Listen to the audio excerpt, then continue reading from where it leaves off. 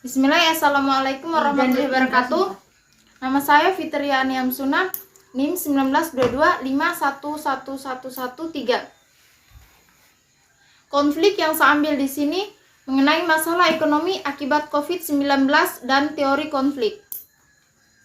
Langsung saja, setelah terjadi pandemi COVID-19, pemerintah menghadapi masalah ekonomi, kesehatan maupun masalah sosial di Indonesia.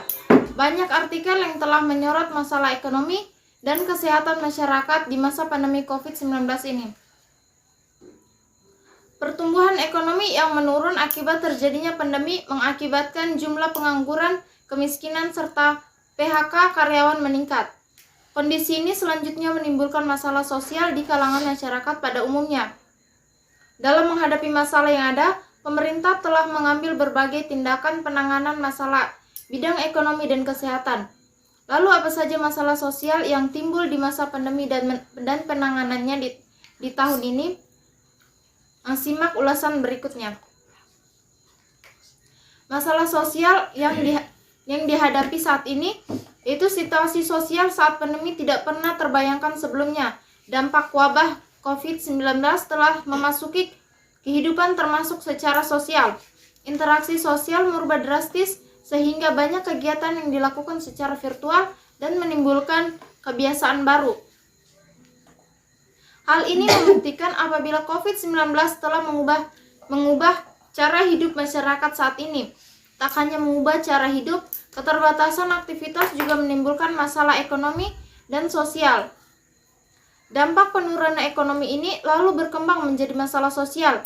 Masalah sosial tersebut antara lain meningkatnya kekerasan dalam rumah tangga, masalah kriminalitas yang merabak, masalah juga mengalami disfungsi sosial serta disorganisasi karena pembatasan aktivitas di luar rumah. Solusi masalah sosial di Indonesia. Pemerintah telah berupaya mempercepat stimulan di sektor perekonomian dengan membuat kebijakan dan penanganan yang tepat demi menjaga ekonomi dan sosial yang stabil. Hal ini penting dilakukan karena akan mempengaruhi keselamatan seluruh lapisan masyarakat. Untuk mengatasi masalah sosial di Indonesia, masa pandemi pemerintahan telah sebelumnya melakukan berbagai langkah. Beberapa di antaranya yang bisa dicatat adalah bantuan dan jaringan pengaman sosial, perlindungan sosial dengan cara menyalurkan bantuan dan membuat jaringan pengalaman sosial. Ini dilakukan khususnya terhadap penduduk yang miskin serta rentan terhadap dampak pandemi. Yang berikutnya bantuan sosial.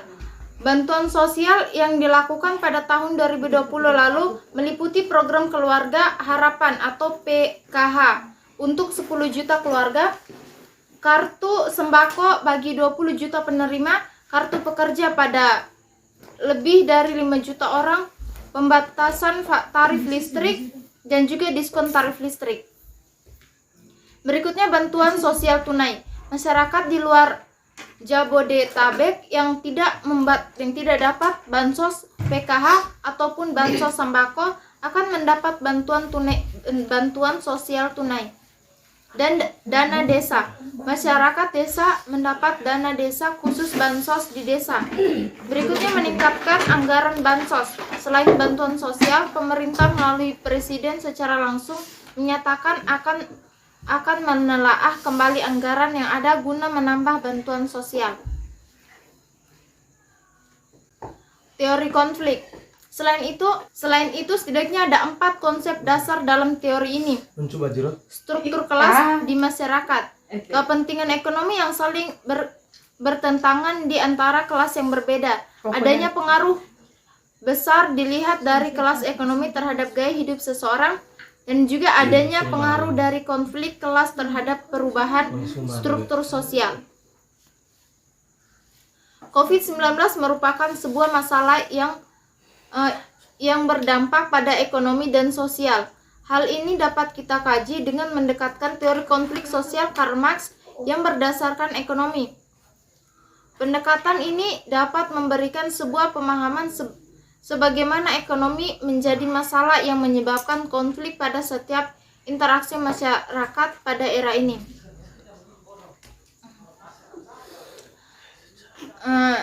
Mungkin ini saja materi dari saya.